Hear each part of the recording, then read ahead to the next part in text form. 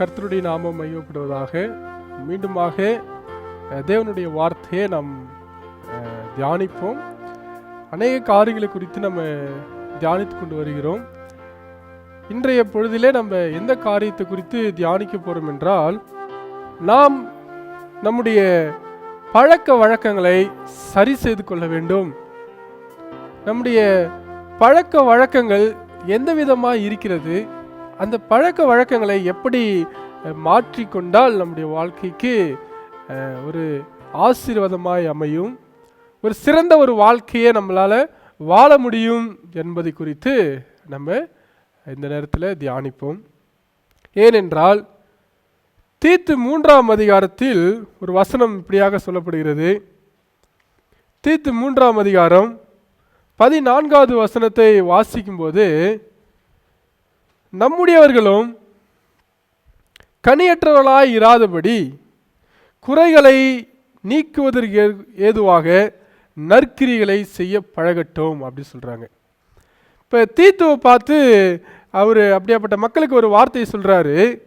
நம்முடையவர்கள் கனியற்றவர்களாய் இராதபடி குறைகளை நீக்குவதற்கு ஏதுவாக நற்கிரிகளை செய்ய வேண்டும். நம்முடைய வாழ்க்கையில் இருக்கிற குறைகளை எல்லாம் சரி செய்து கொள்வதற்கு, நாம் ஆசீர்வாதங்களை பெற்றுக்கொள்வதற்கு தடையாக இருக்கிற அந்த தடைகள் எல்லாம் உடைத்து எறிவதற்கு சில பழக்க வழக்கங்கள் கிறிஸ்தவர்கள் கடைபிடிக்க வேண்டியதாக இருக்கிறது. அந்த பழக்க வழக்கங்கள் என்ன என்பதை குறித்து இந்த நேரத்தில் நம்ம தியானிக்கலாம். கூடுமானால் இப்போ நாம் தியானிக்க போகிற அந்த பழக்க வழக்கங்களை எழுதி கொள்ளுங்கள், அல்லது அதை குறிப்பெடுத்து கொள்ளுங்கள். நிச்சயமாக இது ஒரு கிறிஸ்துவ வாழ்க்கைக்கும் நம்முடைய தனிப்பட்ட வாழ்க்கைக்கும் ஒரு பெரிய ஆசீர்வாதத்தை கொடுக்கக்கூடிய தேவனுடைய பழக்க வழக்கங்களாக இருக்கும் என்பதை நீங்கள் கடைசியாக உணர்வீர்கள். நம்மில் அநேக பேர் கனி கொடுக்க முடியாமல் இருக்கிறோம், குறைகளை நீக்க முடியாமல் இருக்கிறோம், ஒரு வெறுமையான வாழ்க்கையை வாழ்ந்து கொண்டிருக்கிறோம். அவைகளெல்லாம் சரி செய்து கொள்வதற்கு நற்கிரிகளை செய்ய நீங்களும் நானும் பழக வேண்டும். அந்த நற்கிரிகளான பழக்க வழக்கங்களை நம்ம இந்த நேரத்தில் படிக்கலாம். முதலாவது, யாத்திராகமம் 34ஆம் அதிகாரத்திலே 2வது வசனத்தை வாசிக்கும் போது, விடியற் காலத்தில் நீ ஆயத்தமாகி சீனாய் மலையில் ஏறி அங்கே மலையின் உச்சியில் காலமே என் சமூகத்திலே வந்து நில் அப்படின்னு ஆண்டவராகிய இயேசு கிறிஸ்து மோசேயை பார்த்து சொல்லுகிறார்.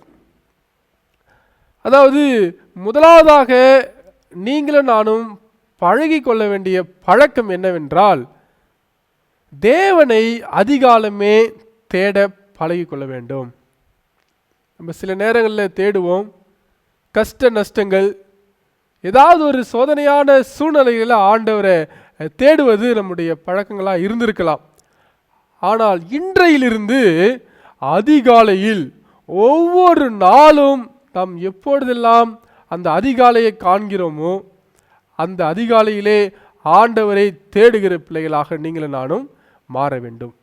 ஆண்டவரை அதிகாலையில் தேடக்கூடிய அந்த பழக்கம் இன்றையிலிருந்து நம்முடைய வாழ்க்கையில் வர வேண்டும். விடிய காலத்திலே நீ ஆயத்தமாகி, மோசேயிடத்தில் ஆண்டவர் சொன்னார், ஆயத்தமாகி நீ சீனாய் மலையிலே ஏறி அங்கே மலையின் உச்சியிலே காலமியன் சமூகத்தில் வந்து நில்லு அப்படின்னு சொல்லியிருக்காங்க ஆண்டவர். இப்போ காலையில் எழுந்தவுடன் நம்ம யாரை தரிசிக்கிறோம், யாரிடத்தில் முதலாவதாக பேசுகிறோம், யாரை முதலாவதாக நம்ம நாடுகிறோம் என்பதை நம்ம பார்க்க வேண்டும். எழுந்தவுடனே சிலர் ஃபோன் யூஸ் பண்ணுவது உண்டு, மொபைல்ஸ் ஃபோன் யூஸ் பண்ணுவோம், இல்லை டெலிவிஷன் டிவி பார்ப்போம். இதுதான் நம்முடைய பழக்க வழக்கங்களாக இருக்குதே தவிர, காலையிலே எழுந்த ஆண்டவருடைய முகத்தை தேடுகிறவர்களுடைய சிலருடைய மக்கள் குறைவாய் காணப்படுகிறாங்க. நம்முடைய வாழ்க்கையில் அந்த பழக்க வழக்கங்கள் குறைந்து காணப்படுகிறது. காலையிலே தேவனை தேடக்கூடிய பிள்ளைகளாக நீங்களும் நானும் இந்த காலத்திலே, இந்த நேரத்திலே, இந்த வருடங்களிலே மாறப்போகிறோம். அதிகாலமே தேவனை தேடுகிற பழக்க வழக்கங்களை நீங்கள் வளர்த்து கொள்ளுங்கள். நிச்சயமாக உங்களால் நல்ல முன்னேற்றத்தையும் நல்ல ஆசீர்வாதமான வாழ்க்கையை உங்களால் காண முடியும். அடுத்ததாக ஒரு காரியம், மார்க்கு 1ஆம் அதிகாரத்திலே 35வது வசனத்தை வாசிக்கும் போது, அவர் அதிகாலையில் இருட்டோடு எழுந்து புறப்பட்டு வனாந்தரமான ஓரிடத்திற்கு போய் அங்கே ஜெபம் பண்ணினார். ஆண்டவராக இயேசு கிறிஸ்து செய்த ஒரு அருமையான ஒரு செயல்தான் முதலாவதாக அவருடைய நாட்களிலும் சரி, அவருடைய ஊழியத்திலும் சரி, அவருடைய வாழ்க்கையிலும் சரி, எல்லாவற்றிலும் தேவனுக்கு முதலிடம் கொடுக்க நீங்களும் நானும் பழக வேண்டும். ஆண்டவர் அவருடைய எல்லா தொடக்கத்திலும் முதலிடத்தை கொடுத்தாரு. அவருடைய வாழ்க்கையில தேவனுக்கு முதலிடத்தை கொடுத்தாரு. அவருடைய ஊழிய திட்டத்தில் தேவனுக்கு முதலிடம் கொடுத்தாரு. அவர் மரித்து உயிர் தெழுந்து பரமேறி செல்லும் வரைக்கும் தேவனுக்கு முதலிடம் கொடுத்தாரு. நாம் நம்முடைய வாழ்க்கையில முதலிடம் கொடுக்கிறோமா ஆண்டவருக்கு? அந்த பழக்க வழக்கங்கள் நம்முடைய வாழ்க்கையில இருக்குதா? நம்ம யாருக்கு முதலிடம் கொடுத்துருக்கிறோம்? தேவனா இல்ல பொருளா? ஆண்டவரா இல்ல உலகமா? அப்படின்னு ஒரு 2 விதமான தேர்ந்தெடுதல் நம் முன்னதாக வைக்கும்போது நீங்களும் நானும் தேவனுக்கு முதலிடம் கொடுக்கக்கூடிய பிள்ளைகளா இருக்கணும். முதல்ல தேவனுக்கு தான் எதுவாக இருந்தாலும், அது என்னுடைய மாத சம்பளத்தில் தசம பாகலா இருந்தாலும், தேவன் காலையில எழுந்து வேற எந்த காரியத்தை செய்வதற்கு முன்பதாக ஆண்டவருக்கு என்னுடைய வாழ்க்கையில முதலிடம் கொடுக்கிறதா இருந்தாலும், எல்லாவற்றிலும் தேவனுக்கு முதலிடம். அதற்கு பிறகுதான் மனிதர்களுக்கு, அதிகாரிகளுக்கு, எல்லாருக்குமே நம்ம இடங்களை கொடுப்பது நன்று. இந்த நாட்களிலும் முதலாவதாக தேவனுக்கு முதலிடம் கொடுக்கக்கூடிய பழக்க வழக்கங்களை நம்ம கற்றுக்கொள்வோம். அந்த பழக்கங்கள் நிச்சயமாக நம்மளை ஒரு பெரிய ஆசீர்வாதமான வாழ்க்கையை வாழ கிருபை செய்யும் அப்படி சொல்லிட்டு நம்ம பார்க்குறோம். அடுத்ததாக ஆதியாகமம் 22வது வசனத்திலே, ஆதியாகமம் 22ஆம் அதிகாரத்திலே ஒரு வசனம் 18வது வசனத்தை வாசிக்கும் போது அது இப்படியாக சொல்லுது, நீ என் சொல்லுக்கு கீழ்ப்படிந்தபடியினால் உன் சந்ததிக்குள் பூமியில் உள்ள சகல ஜாதிகளும் ஆசீர்வதிக்கப்படும் என்று என் பேரில் ஆணையிட்டேன் என்று கர்த்தர் சொல்லுகிறார் என்றார். அருமையான வசனம். இந்த வசனம் எதை குறித்து, எந்த பழக்க வழக்கங்களை நீங்களும் வளர்த்து கொள்ள வேண்டும் என்று சொல்லுகிறது என்றால், தேவனுக்கு கீழ்ப்படிய பழக வேண்டும். தேவன் எந்த விதமான காரியத்தை நமக்கு உரைத்திருக்கிறாரோ, சொல்லியிருக்கிறாரோ, அதற்கு கீழ்ப்படிய வேண்டிய ஒரு பழக்க வழக்கங்களை நம்ம வளர்த்து கொள்ள வேண்டும். அநேகருடைய வாழ்க்கையில் இந்த கீழ்ப்படுகிற அந்த பழக்கமே இல்லாமல் போயிடுது. அந்த கீழ்ப்படுகிற பழக்கம் ஒவ்வொருடைய மனிதனுடைய வாழ்க்கையில் அது வந்து விட்டது என்றால், அடுத்து அவனுடைய வாழ்க்கை நிச்சயமாக உயரத்தை நோக்கி, அடுத்து அவனுடைய வாழ்க்கை ஒரு முன்னேற்றத்தை நோக்கி தான் நகருமே தவிர வேற எந்த விதமான அசம்பாவிதங்களும் நடக்கிறதுக்கு வாய்ப்பில்லை அப்படின்னு சொல்லிட்டு பார்க்குறோம். அப்போ நீங்களும் நானும் தேவனுக்கு கீழ்ப்படியக்கூடிய அந்த பழக்க வழக்கங்களை நீங்கள் எடுத்துக்கொள்ள வேண்டும். அவர் எவ்வளவு கட்டளைகளும் எவ்வளவு கற்பனைகளையும் நமக்கு கொடுத்துருக்கிறாரு. அந்த கற்பனைகளுக்கும் கட்டளைகளுக்கும் நம்ம கீழ்ப்படிந்து நடக்கிறோமா? சபையிலும் சரி, வேற எந்த நம்ம அன்றாட வாழ்க்கையிலும் சரி, ஆண்டவர் சொல்லிட்டாரே நான் அதை செய்வேன், அவர் சொல்லியிருக்கிறாரே அப்படின்னு என்கிற அந்த எண்ணத்திற்கு நம்ம கீழ்ப்படிந்து நடக்கும்போது நிச்சயமாக அது ஆசீர்வாதமாய் அமையும். தேவனுக்கு கீழ்ப்படுகிற பழக்கங்களை இந்த வருடத்திலேருந்து நம்ம வளர்த்து கொள்வோம். யாராருக்கோ கீழ்ப்படிந்திருப்போம், யாரோ பேச்சுக்கோ கீழ்ப்படிந்து செய்திருப்போம், ஒரு காரியமும் நமக்கு வந்து சேர்ந்திருக்காது. ஆனால் இந்த வருடத்திலே நமக்கு கீழ்ப்படியாத அந்த பழக்க வழக்கங்கள் இருந்துச்சுன்னா அதை முற்றிலுமாக நம்முடைய வாழ்க்கையிலிருந்து எடுத்து போட்டு விட்டு தேவனுக்கு கீழ்ப்படிய போகிறேன் என்ற ஒரு தீர்மானத்தோடு கூட இந்த நாட்களை, இந்த காலங்களை நம்ம தொடங்குவோம். தேவனுக்கு கீழ்ப்படிய பழக வேண்டும். ஒரு சின்ன சின்ன வசனத்திலும் சின்ன சின்ன காரியத்திலும் எல்லாவற்றிலும் தேவனுக்கு கீழ்ப்படிய பழகும்போது அது நம்முடைய பழக்க வழக்கங்களாய் மாறிவிடுகிறது என்பதை நம்ம இந்த இடத்துல பார்க்குறோம். உபாகமம் 14ஆம் அதிகாரம் 22வது வசனத்தை வாசிக்கிறோம். நீ உன் தேவனாகிய கர்த்தருக்கு எப்பொழுதும் பயந்திருக்க பழகும்படிக்கு. வசனமே சொல்லுது, உன்ட்ட அந்த பழக்கமே இல்லை. அதனால தான் ஆண்டவர் சொல்றாரு, நீ உன் தேவனாகிய கர்த்தருக்கு எப்பொழுதும் பயந்திருக்க பழகும்படிக்கு. ஆண்டவர் அவருக்கு இன்றைக்கு மாத்திரம் பயப்படுறதில்ல, இல்லை சபைக்கு போகணும் அந்த நாட்களில் மாத்திரம் பயந்து நடக்கிறதில்ல. வாழ்ந்து ஆண்டவர் வருகை மாத்திரம் நீங்களும் நானும் அவருக்கு பயந்திருக்க பழக வேண்டும். ஒவ்வொரு காரியத்திலும் ஒரு பயபக்தியோட, ஒவ்வொரு சூழ்நிலையிலும் நம்ம தேவனுக்கு பயந்து நடக்கிற பிள்ளைகளாய் பழக வேண்டும் என்று ஆண்டவர் இந்த இடத்துல நமக்கு சொல்லியிருக்கிறார். அருமையான வசனம். நீ உன் தேவனாகிய கர்த்தருக்கு எப்பொழுதும் பயந்திருக்க பழகும்படிக்கு. எனக்கு பிரியமானவர், எப்பொழுதும் ஆண்டவருக்கு நம்ம பயப்படணும். சில நேரங்களில் ஆண்டவர் மேலே பயம் இல்லாமல் நிறைய தவறுகளை செய்வதுண்டு. நம்ம தடுமாறி பெரிய ஆபத்துகளிலே மாட்டிக்கொள்வதுண்டு. அப்படியாப்பட்ட காரியங்கள் நம்முடைய வாழ்க்கையில் நடக்கக்கூடாது. ஆண்டவருக்கு பயந்து ஒரு வார்த்தை பேசினாலும், ஆண்டவருக்கு பயந்து ஒரு செய்கையை செய்தாலும், ஆண்டவருக்கு பயந்து ஒரு காரியத்தை நாம் நம்முடைய வாழ்க்கையில் நடப்பித்தாலும் அது நிச்சயமாக ஆண்டவருக்கு பிரியமாக இருக்கும்.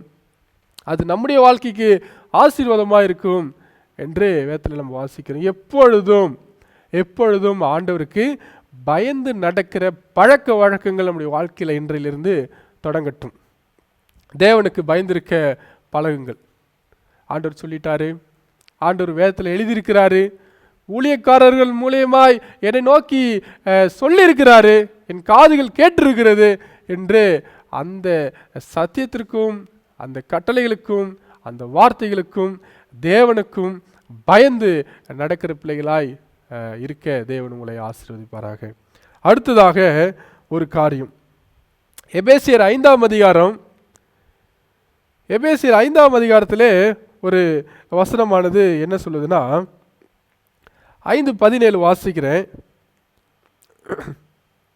ஆகையால் நீங்கள் மதியற்றவர்களாய் இராமல் கர்த்தருடைய சித்தம் இன்னதென்று உணர்ந்து கொள்ளுங்கள்.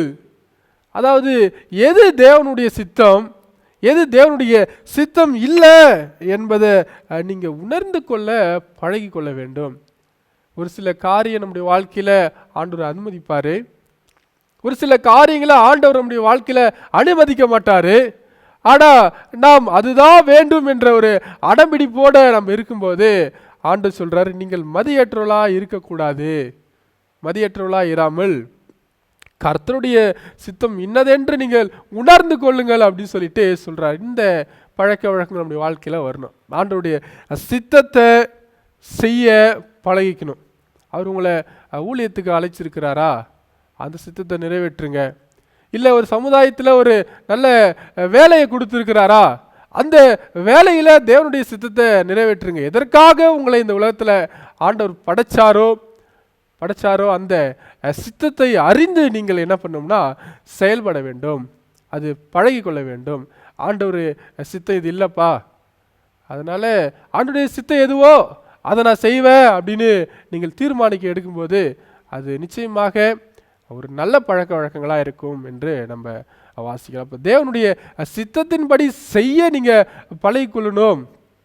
ஒருத்தங்களோடு கூட தான் நமக்கு வாழணும், இந்த இடங்களில் தான் நம்ம வேலை செய்யணும், இந்த இடங்களில் தான் இப்படியாப்பட்ட ஒரு சூழ்நிலையில் தான் நீங்கள் நானும் வசிக்கணும் அப்படின்னாக்கா, அப்படியாப்பட்ட இடத்துல தேவனுடைய சித்தம் இதுதான் என்று நீங்கள் நானும் பழகிக்கொள்ளும்போது நிச்சயமாக பெரிய ஆசீர்வாதத்தை ஆண்டவர் தருகிறார். ஒரு பழமொழி இருக்குது, நீங்கள் நடிக்கவாது பழகிக்கொள்ளுங்க, காலப்போக்கில் அது உங்களுடைய பழக்க வழக்கங்களாகவே குணாதிசயங்களாகவே மாறிவிடும் அப்படின்னு. அதனால் நீங்கள் பழகிக்கொள்ள உங்களை நீங்கள் அர்ப்பணிக்கும் போது, உங்களை பழக்கி கொள்ளும்போது நிச்சயமாக அது உங்களுடைய குணாதிசயங்களாக பழக்க வழக்கங்களாக மாறும் அப்படி சொல்லிட்டு பார்க்குறோம். அடுத்ததாக இந்த குணாதிசயம், இந்த பழக்க வழக்கங்கள் நிச்சயமாக ஒவ்வொருடைய வாழ்க்கையிலும் இருக்க வேண்டும். இந்த இந்த பழக்க வழக்கங்கள் நம்முடைய வாழ்க்கையில் இல்லாமையினால்தான் அவ்வளவு பிரச்சனைகள், அவ்வளோ வேதனைகள், அவ்வளோ பிரிவினைகள் அப்படி சொல்லிட்டு நம்ம பார்க்குறோம். மத்தேயு 5ஆம் அதிகாரத்தில் தான் அந்த காரியத்தை வாசிக்கிறோம். 23, 24. மத்தேயு 5, 23, 24 நம்ம வாசிக்கும்போது அது என்ன மாதிரியான ஒரு காரியத்தை சொல்லுதுன்னா, ஆகையால் நீ பலிபீடத்தினிடத்தில் உன் காணிக்கையை செலுத்த வந்து உன் பேரில் உன் சகோதரனுக்கு குறை உண்டென்று நீ அங்கே நினைவு கூறுவாயாகில், அங்கேதானே பலிபீடத்தின் முன் உன் காணிக்கைகளை வைத்துவிட்டு போய் முன்பு உன் சகோதரனோட ஒப்புருவாகி பின்பு வந்து காணிக்கையை செலுத்து அப்படின்னு சொல்றாரு. அப்ப ஆண்டவர் இந்த இடத்துல என்ன சொல்ல விரும்புகிறார்னா, ஒருவரை ஒருவர் மன்னித்து மறக்க பழகிக்கொள்ள வேண்டும். அநேக தலைமுறைகளாக கூட ஒருவருக்கு ஒருவர் மன்னிக்காமல் அந்த அந்த உறவுகள் வீணாய் தேவனுக்கு பிரியமில்லாத வாழ்க்கையை வாழ்ந்திருக்கிறத நம்ம பார்க்க முடியும். ஆனால் அது உலக மக்களுடைய வாழ்க்கை. கிறிஸ்தவ பிள்ளைகளாகிய நீங்களும் நானும் மறக்கணும், மன்னிக்கணும். இந்த பழக்க வழக்கங்களை நம்முடைய வாழ்க்கையில் ஏற்படுத்தி கொள்ள வேண்டும். எதையோ எப்பயோ நடந்து முடிஞ்ச அந்த சூழ்நிலை குறித்து, கசப்பான அந்த சம்பவங்களை குறித்து நினைத்து நினைத்து நினைத்து நம்முடைய வாழ்க்கையே சில நேரங்களில் வீணாய் கழித்திருந்திருப்போம். ஆனால் இனி அதற்கு இடம் கிடையாது. அது நம்முடைய தவறான பழக்க வழக்கங்கள். ஆனால் அந்த புதியதான பழக்க வழக்கங்கள் நம்ம அவங்களை மன்னித்து அதை மறக்க செய்யக்கூடிய ஒரு பழக்க வழக்கங்களாக இருக்க போகிறது. அதனால் நீங்கள் என்ன பண்ணணும்னா, ஒருவரை ஒருவர் மன்னித்து மறக்க பழகி கொள்ளுங்கள். தேவன் அப்படியாப்பட்ட ஒரு அழைப்போடு கூட உங்களையும் என்னையும் அவருடைய பிள்ளைகளாக அழைத்திருக்கிறார். மன்னிக்கிறதுல இருக்கிற சந்தோஷம் வேறு எதுலையுமே கிடையாது. நீங்கள் உணராத ஒரு உணர்வுகளை மற்றவர்களை மன்னிக்கும் போது உணர்வீங்க. நீங்கள் உணராத, இதுவரைக்கும் அதை அனுபவித்திராத ஒரு மாபெரும் சந்தோஷத்தை மறக்கிறதுனால நீங்கள் உணர்வீங்க என்பதை நினைவில் கொள்ள வேண்டும். அப்போ மன்னிக்கணும், மறக்கணும். இப்படியாப்பட்ட பிள்ளைகளாக நீங்கள் பழகணும். சீக்கிரமாக மன்னிக்கணும், சீக்கிரமாய் மறந்து சமாதானம் உள்ள பிள்ளைகளாக நீங்கள் நானும் வாழும்போது நிச்சயமாக ஆண்டவர் உங்களுடைய வாழ்க்கையை ஆசீர்வதிக்கிறாரு. அப்படியாப்பட்ட பிள்ளைகளை பார்த்து அவர் சந்தோஷப்படுறாரு அப்படின்னு சொல்லிட்டு நம்ம பார்க்குறோம். அதனால் இன்றைக்கு ஒரு பழக்க வழக்கங்களை புதுசாக வளர்த்துக்கொள்ள போவது என்னென்னா, மன்னிக்கணும், மறக்கணும். அடுத்ததாக என்ன அப்படின்னு சொல்லிட்டு பார்த்தோம்னா, எபேசியர் 5ஆம் அதிகாரத்தில் 13வது வசனத்தை வாசிக்கும்போது, எபேசியர் 5:13 வாசிக்கும்போது, பால் உண்கிறவன் குழந்தையாய் இருக்கிறபடியினாலே நீதியின் வசனத்தில் பழக்கமில்லாதவனாய் இருக்கிறான். ஆண்டவர் இந்த நாளிலே இன்னொரு பழக்க வழக்கங்களை நமக்கு சொல்லிக் கொடுக்கிறார். என்னன்னா, நீதியின் வசனத்தில் நிலைத்திருக்க நீங்கள் பழகிக்கொள்ள வேண்டும். நிறைய பேர் ஆண்டவர் ஏற்றுக்கொள்வாங்க, வழி விலகி போயிடுவாங்க. ஒரு சத்தியத்தை அறிந்து கொள்வாங்க, அந்த சத்தியத்தை தன்னுடைய வாழ்க்கையில் அபியாசிக்க மறந்து போவாங்க. அந்த சத்தியத்தின்படி நடக்கிறதுக்கு தன்னுடைய நடைகளையும் தன்னுடைய வாழ்க்கையையும் அர்ப்பணிக்க மாட்டாங்க அப்படி சொல்லிட்டு பார்க்குறோம். ஆனால் வேதவசனம் சொல்லுது, நீதியின் வசனத்தில் நிலைத்திருக்க நீங்கள் பழகிக்கொள்ள வேண்டும். வேதவசனம் சொல்லிடுச்சு. இப்படி இந்த சூழ்நிலை குறித்து வேதவசனம் இப்படியா சொல்லியிருக்கிறது, அதில் தான் நான் நிற்பேன், அப்படிதான் நான் வாழுவேன் அப்படின்னு என்ற ஒரு பழக்க வழக்கங்களை நம்முடைய வாழ்க்கையில் நம்ம வளர்த்து கொள்ள வேண்டும். இல்லை இந்த இந்த சூழ்நிலையில் நம்ம இப்படி நடந்துக்கலாம், ஆண்டவர் மன்னிச்சிருவார், இல்லை வேதவசனம் இப்படி சொல்லுது ஆனாலும் இப்படி இருக்க முடியலையே அப்படிலாம் நமக்கு நாமே எக்ஸ்கியூஸ் கொடுத்துக்கூடாது. அதாவது நமக்கு நாமளே என்ன பண்ணக்கூடாதுன்னா பரவாயில்லன்னு சொல்லிக்கூடாது. அது கெட்ட பழக்கம், அது கெட்ட பழக்கம். நீதியின் வசனத்தின் மேலே, அவருடைய வார்த்தையின் மேலே, அவருடைய சத்தியத்தின் மேலே நிலைத்திருக்க நீங்களும் நானும் பழகிக்கொள்ள வேண்டும். அப்படி செய்கிறது தான் ஆசீர்வாதம். அப்படி செய்கிறது தான் நம்மளுடைய வாழ்க்கையில் ஆசீர்வாதம், நம்முடைய குடும்பத்தில் ஆசீர்வாதம். அதை விட்டுட்டு நீங்கள் வேறு எங்கே போய் என்ன செய்தாலும் அது ஆசீர்வாதமாக நமக்கு இருக்காது. நிறையா அசம்பாவதிகள் நம்மளால் பார்த்துருப்போம். அதனால் நம்முடைய வாழ்க்கையில் இன்னொரு பழக்கம், நீதி வசனத்தில் நம்ம நிலைத்திருக்கணும். நீதியின் வசனத்தில் நிலைத்திருக்கிற பிள்ளைகளாக நம்ம இருக்க வேண்டும்.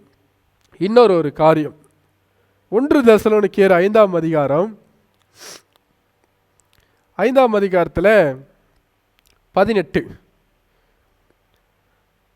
எல்லாவற்றிலேயும் ஸ்தோத்திரம் செய்யுங்கள்.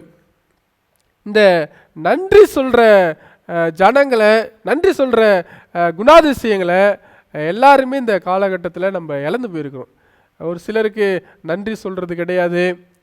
ஒரு பெரிய ஆபத்துலேருந்து உதவி செய்திருப்பாங்க. அவங்களுக்கு நம்ம ஒரு ரொம்ப நன்றி கூட சொல்லாமல் இருந்திருப்போம். அது கெட்ட பழக்கம். அது உண்மையாலும் ஒரு சின்ன உதவி செஞ்சால் கூட நன்றி சொல்லணும். ஒரு சின்ன ஏதாவது ஒரு நமக்கு உபத்திரத்தில் உதவி செஞ்சிட்டாங்கன்னா அவங்களுக்கு நம்ம என்ன பண்ணோம்னா நன்றி சொல்லணும். ஆண்டவர் சொல்கிறாரு, நீங்கள் எல்லாவற்றிலேயும் தேவனுக்கு ஸ்தோத்திரம் சொல்ல பழக வேண்டும். நீங்கள் மக்களுக்கு, மனுஷனுக்கு சொல்கிறது இருக்கட்டும், ஆனால் ஆண்டவர் சொல்கிறாரு எல்லாவற்றிலேயும் நீங்கள் ஸ்தோத்திரம் சொல்லணும். காலையில் உங்களுடைய குடும்பங்களிலே காலை உணவு சாப்பிட்றீங்கன்னா அது ஒரு மாபெரும் ஆசீர்வாதம். அதற்காக நீங்கள் ஆண்டவருக்கு நன்றி சொல்லணும். இந்த குடும்பமாய் ஒன்று கூடி தேவனை நம்ம ஜபிக்கிறோம்னா அதுக்கு நன்றி சொல்லணும். எந்த ஒரு வியாதியும் எந்த கஷ்டமும் இல்லாமல் அப்படி சமூகத்தில் இருக்கிறோம்னா அதுக்கு நம்ம நன்றி சொல்லணும். எவ்வளோ பேர் எவ்வளோ கஷ்டத்திலும் வீடுகள் இல்லாமல், உணவு இல்லாமல், உடைகள் இல்லாமல் என்ன பண்ணுறாங்கன்னா வாழ்ந்துட்டுருக்காங்க. ஆனால் ஆண்டவர் நல்லதொரு உடைகளை நமக்கு கொடுத்துருக்கிறாரே, அதற்காக நன்றி சொல்லணும்.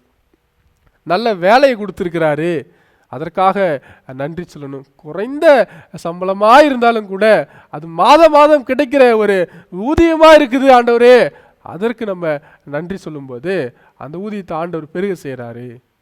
எல்லாவற்றிலையும் தேவனுக்கு நன்றி சொல்ல பழகணுங்க நீங்களும் நானும். அதை தான் ஆண்டவர் எதிர்பார்க்குறாரு.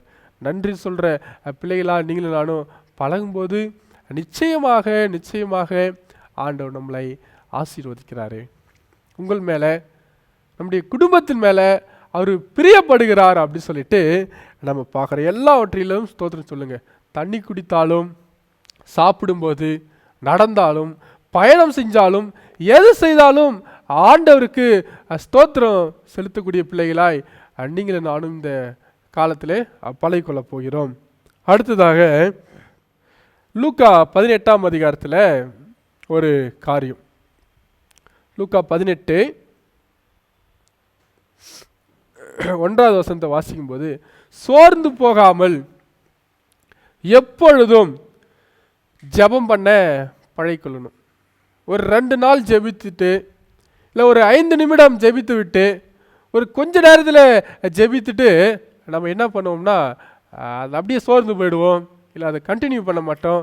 அது தொடர்ந்து அந்த காரியத்திற்காக ஆண்டவரத்தில் நம்ம ஜெபிக்க மாட்டோம்.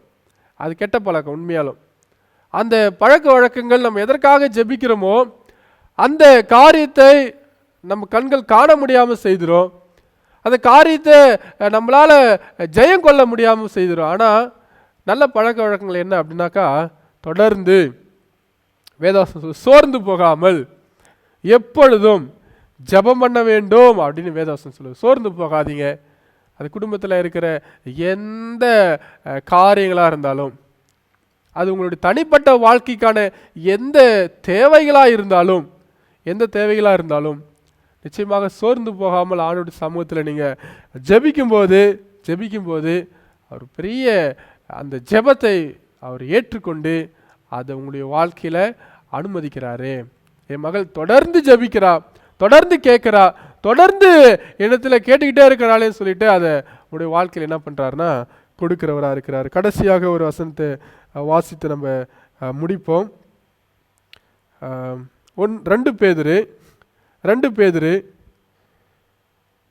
2ஆம் அதிகாரத்தில் 14வது வசனத்தை வாசிக்கும்போது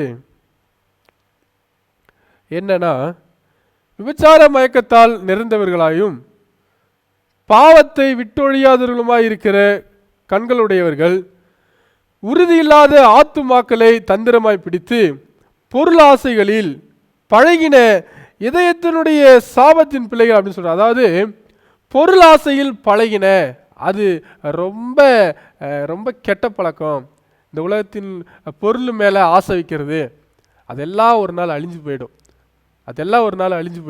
அது வீதியில் கொட்டப்படுவதற்கும் தெருக்களிலே கிடப்பதற்குமே மாத்திரமா இல்லாமல் வேற ஒன்றுக்குமே கிடையாது.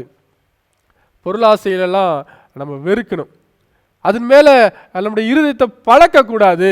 நீங்கள் அதை அற்பமாக எண்ணுங்க, ஆண்டவர் உங்களுக்கு அதை அற்புதமாய் மாற்றி கொடுப்பார் அப்படின்னு சொல்லிட்டு நம்ம பார்க்குறோம். கடைசியாக ஒரு வசனத்தை வாசித்து முடிப்போம். சங்கீதம் 18:34 இப்படியா சொல்லுது, வெண்கல வில்லும் என் புயங்களால் வளையும்படி என் கைகளை யுத்தத்திற்கு பயிக்குவித்தார். ஆண்டவர் இந்த பழக்க வழக்கங்களை நம்முடைய வாழ்க்கையில் பழகிக்கொள்ள எல்லா சந்தர்ப்ப சூழ்நிலைகளையும் நமக்கு அமைத்து கொடுப்பார். அப்படி அமைத்து கொடுக்கும்போது இந்த பழக்க வழக்கங்களை நம்முடைய வாழ்க்கையில் வளர்த்து கொள்ளும்போது நிச்சயமாக ஆண்டவர் அவங்களை தெரிந்து கொண்ட அந்த தெரிந்து கொள்ளுதலும் அவர் அழைத்த அந்த அழைப்பு வீண் போகாது என்பதை நீங்கள் நினைவு கூறுவீங்க, அதை உணர்வீங்க. அப்படியாப்பட்ட ஒரு வாழ்க்கையை வாழ இந்த பழக்க வழக்கங்கள்லாம் உங்களுடைய வாழ்க்கையில் நீங்கள் பழக்கிக்கொள்ள தேவன் உங்களை கிருபை செய்வாராக. ஜெபித்து நம்ம இந்த செய்தியை நிறைவு செய்வோம். மகா உன்னதங்களில் வாசமாக இருக்கிற எங்கள் நல்ல தகப்பனே, உமக்கு நன்றி செலுத்துகிறோம் அப்பா. உங்களுடைய பழக்க வழக்கங்கள் மிகவும் கேடுள்ளதாயும் நல்ல பழக்க வழக்கங்கள் எதுவுமே இல்லாததாயும் நாங்கள் வாழ்ந்து கொண்டிருக்கிறோம்ப்பா. அப்படியேப்பட்ட பழக்க வழக்கங்களை எங்களுடைய வாழ்க்கையை சீரழித்து உம்முடைய ஆசீர்வாதத்தையும் உம்முடைய சத்தத்திற்கு கீழ்ப்படியாமல் போக செய்கிறதாய் இருக்கிறது என்று நாங்கள் வாசிக்கிறோம். இந்த நேரத்தில் கூட எங்களுடைய பழக்க வழக்கங்களை முற்றிலுமாக மாற்றும்படியாக செபிக்கிறப்பா. இன்றைக்கு நாங்கள் தியானித்த இந்த தியானத்திலே சொல்லப்பட்ட உம்முடைய பழக்க வழக்கங்கள், நீர் எங்களுக்கு போதித்த இந்த பழக்க வழக்கங்களை எங்களுடைய வாழ்க்கையில நாங்கள் அபியாசித்து அதனால் வருகிற ஆசீர்வாதங்களை பெற்றுக்கொள்ள என் அன்பாண்டவர் எங்களுக்கு கிருபை செய்யும்படி இயேசு கிறிஸ்துவின் நாமத்தில் ஜெபிக்கிறோம் எங்கள் ஜீவனுள்ள நல்ல பிதாவே, ஆமேன்.